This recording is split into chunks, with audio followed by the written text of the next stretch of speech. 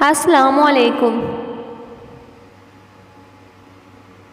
شروع کرتی ہوں اللہ کے پاک نام سے جو بڑا مہربان اور نہایت رحم کرنے والا ہے۔ نبی اکرم صلی اللہ علیہ وسلم نے فرمایا، جس نے کسی مسلمان کی کوئی دنیاوی تکلیف دور کی، اللہ تعالیٰ اس کی قیامت کی تکلیفوں میں سے کوئی تکلیف دور فرما دے گا۔ جس نے دنیا میں کسی تنگ دست کے ساتھ آسانی کی، اللہ تعالیٰ اس کے ساتھ دنیا اور آخرت دونوں میں آسانی کرے گا۔ اور جس نے دنیا میں کسی مسلمان کے عیب کی پردہ پوشی کی، اللہ تعالیٰ دنیا اور آخرت میں اس کے عیب کی پردہ پوشی کرے گا۔ جب تک بندہ اپنے بھائی کی مدد میں لگا رہتا ہے، اللہ تعالیٰ اس کی مدد میں ہوتا ہے۔